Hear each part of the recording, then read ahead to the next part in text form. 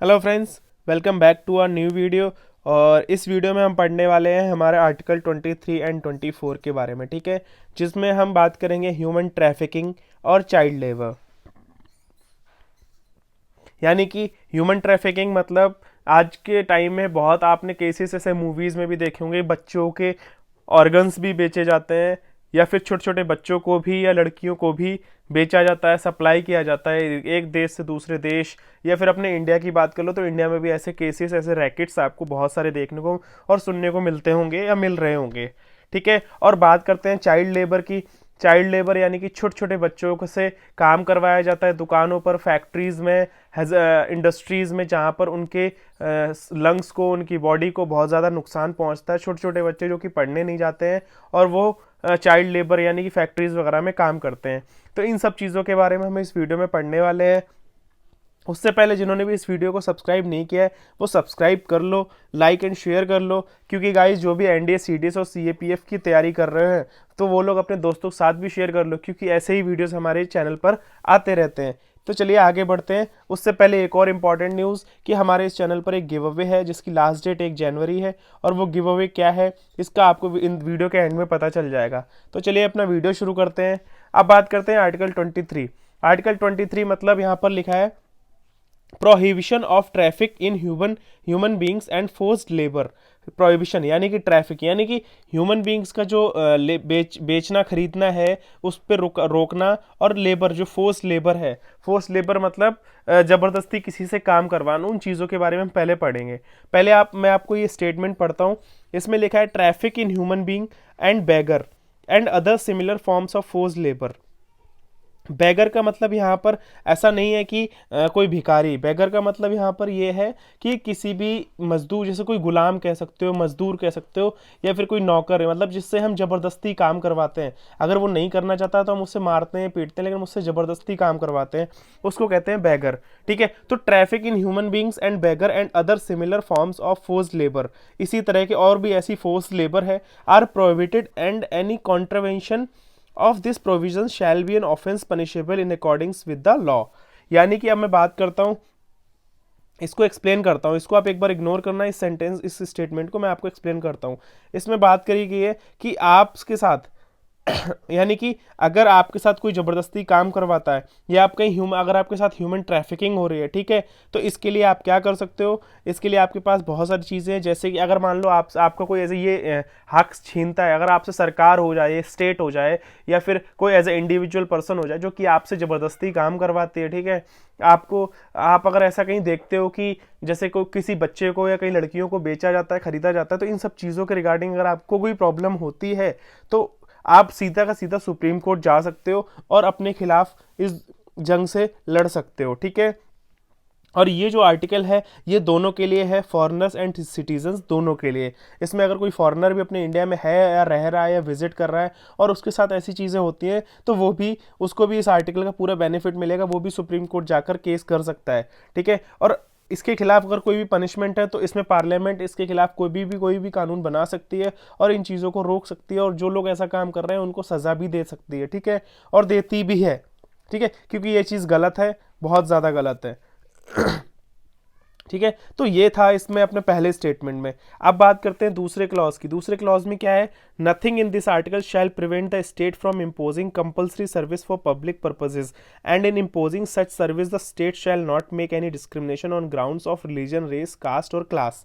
यानी कि इसमें बात करी गई है कि जैसा कि हमने पहले स्टेटमेंट में पढ़ा कि आपके साथ आप कोई जबरदस्ती काम नहीं करवा सकता, ठीक है, आप कोई गुलाम बना के नहीं रख सकता, आपको नौकर जबरदस्ती नहीं बना के रख सकता, आप अगर अपनी मर्जी से कर रहे हो दैट इज ओके, लेकिन कोई भी आपके साथ कोई भी चीज़ जबरदस्ती नहीं कर सकता। इवन आप ऐसे गर्ल्स को देखते होगे, स्पेशली लोग गर्ल्स को बेच देते हैं, उनके साथ जबरदस्ती की जाती है, चीज़ें करी जाती हैं, वो फाइनेंशियली करती भी है मन से चीज़ें, लेकिन कहीं ना कहीं वो चीज़ गलत है अगर कोई जबरदस्ती कर रहा है। लेकिन दूसरे स्टेटमेंट में यही बात इस तरह से कही गई है कि आपके साथ जबरदस्ती अगर मैंने पहले स्टेटमेंट में आपको बताया कि सरकार भी आपसे, यानी कि जो स्टेट है, स्टेट एज अ गवर्नमेंट मैंने मेंशन किया, आपको पता होगा स्टेट भी आपसे जबरदस्ती काम नहीं करवा सकती, और अगर वो ऐसा करती है तो आप सीधा सुप्रीम कोर्ट जा सकते हो। लेकिन सेम है, मैं इस कॉन्ट्रैक्ट बात कर रहा हूँ कि सेकंड स्टेटमेंट में कि ये कि सरकार भी आपसे जबरदस्ती काम करवा सकती है, लेकिन उसमें कुछ रेस्ट्रिक्शंस हैं। और वो रेस्ट्रिक्शंस क्या है, जैसे कि अगर वो काम पब्लिक पर्पस के लिए है, पब्लिक पर्पस के लिए, ठीक है, या फिर जैसे कि मैं आपको बताऊं, जैसे कि हाँ ओके, अगर हमारे नेशन को ज़रूरत है, नेशन मतलब हमारे देश को अगर ज़रूरत है हमारी, या फिर पब्लिक सेफ्टी पर, पब्लिक की हेल्प के लिए, पब्लिक की मदद के लिए, पब्लिक के अच्छे होने के लिए अगर ह्यूमंस की या फिर हम लोगों की ज़रूरत पड़ती है, तो सरकार जो है हम लोगों से ज़बरदस्ती भी काम करवा सकती है। जैसे कि मैं आपको एक्सप्लेन करता हूँ।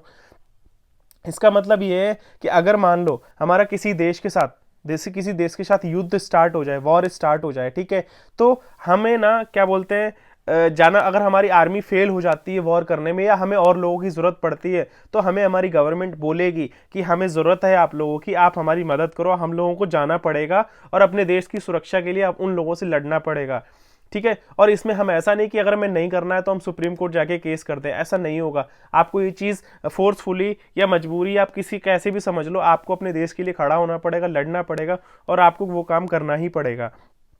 दूसरा एग्जाम्पल मैं आपको देता हूँ, जैसे कोविड का टाइम था, आपने देखा कि उस टाइम जब आपने न्यूज़ वगैरह में देखा हो कि डॉक्टर्स जो है ना, डॉक्टर्स नर्सेज जिन्होंने बहुत अच्छा काम किया हमारे देश में, ठीक है, और उन्होंने बहुत अच्छे से सिचुएशन भी संभाली जितना वो दे सकते थे, तो गवर्नमेंट ने सारे गवर्नमेंट डॉक्टर्स को, नर्सेज को बोला कि आप लोग छुट्टी नहीं ले सकते हो, आप लोग घर नहीं जा सकते हो, आपको यहाँ पर 24/7 अवेलेबल रहना होगा, लोगों को ज़रूरत है। तो आपने देखा वहाँ पर पब्लिक पर्पज़ था, ठीक है, वहाँ पर लोगों को ज़रूरत थी, ठीक है, तो वो लोगों ने अपना 100% दिया।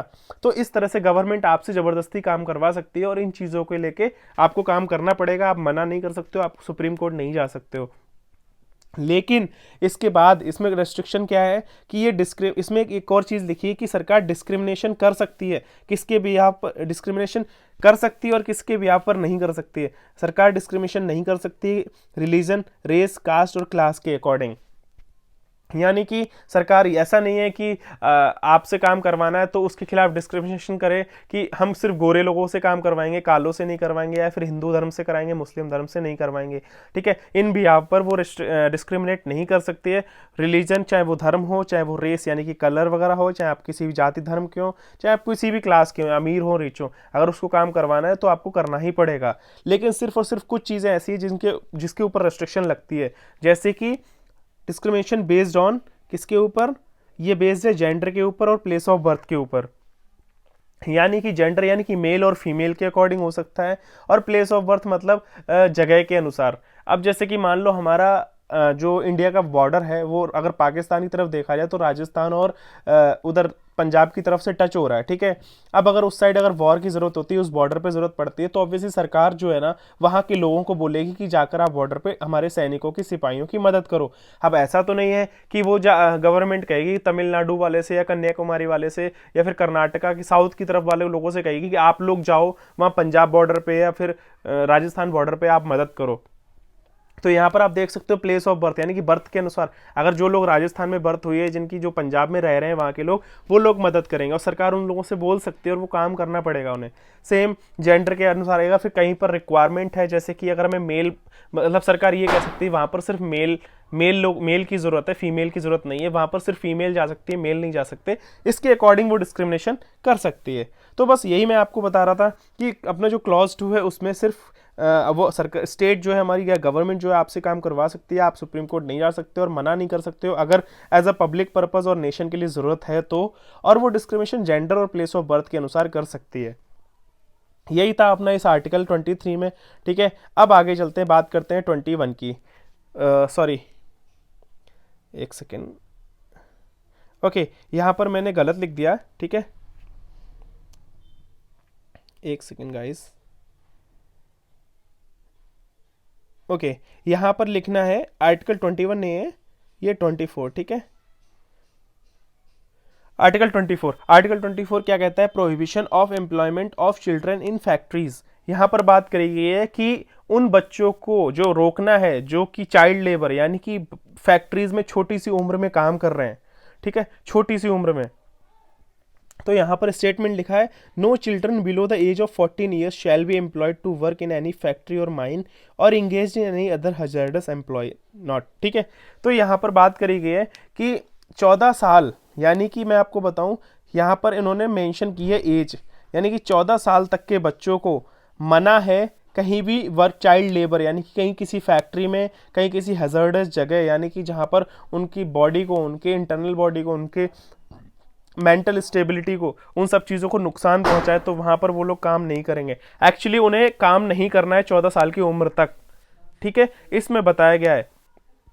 On this article, if this article violate by state or any individual, अगर ये जो आर्टिकल है 24 जिसमें चाइल्ड लेबर है, अगर इसमें स्टेट, चाहे वो गवर्नमेंट हो, अपनी स्टेट मतलब गवर्नमेंट, या फिर ऐसा कोई इंडिविजुअल पर्सन चाइल्ड लेबर यानी छोटे बच्चों से 14 साल की उम्र तक के या उससे कम की उम्र के बच्चों से काम करवाता है, तो वो लोग जाके शिकायत कर सकते हैं उस पर्सन की या फिर उस गवर्नमेंट की, ठीक है, और वो सुप्रीम कोर्ट जा सकते हैं सीधा।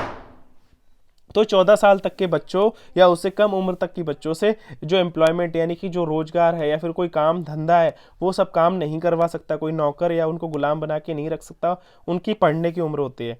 अब इसके मैं कुछ एक्स्ट्रा बातें बता देता हूँ। सबसे पहले आर्टिकल 24 क्या कर रहा है, ये कर रहा है प्रोहिबिट कर रहा है चाइल्ड लेबर को, यानी कि जो बचपन में जो बच्चों से काम करवाया जाता है उसको पूरे की रोकथाम कर रहा है, ठीक है, और ये एक एब्सोल्यूट राइट है, इसमें कोई रेस्ट्रिक्शन नहीं है, ठीक है। तीसरी बात करी गई चाइल्ड लेबर, ये जो आता है ये आता है प्रोहिबिशन एंड रेगुलेशन एक्ट 2016 के अंडर, ठीक है। अब यहाँ पर कौन से बच्चे, अब मैं आपको बताता हूँ कौन सी कितनी उम्र के बच्चे क्या काम कर सकते हैं और कितनी उम्र के बच्चे कौन सा काम नहीं कर सकते हैं। यानी कि यहाँ पर मेंशन किया गया है 0 से 14 ईयर्स तक, 0 से 14 ईयर्स तक के बच्चे कहीं पर भी काम नहीं कर सकते हैं, पहली चीज़, ठीक है, कहीं पर भी काम नहीं करना उनको, कोई नौकरी, कोई चाइल्ड लेबर, कोई फैक्ट्री, कोई इंडस्ट्री, कहीं पर भी काम नहीं करना है। वो एक दो जगह काम कर सकते हैं, किस तरह से, अगर वो फैमिली एंटरप्राइज में काम कर सकते हैं। फैमिली एंटरप्राइज मतलब अगर अपनों का परिवार की कोई दुकान है, कोई शॉप है जहाँ पर वो जाके बैठ सकते हैं, अगर उनकी फैमिली में उनको उसके पापा नहीं है तो वो दुकान पे अपनी पर्सनल दुकान पर जाके बैठ सकता है। और तीसरा वो काम कर सकते हैं 0 से 14 ईयर्स एज की बच्चों की बात कर रहा हूँ मैं।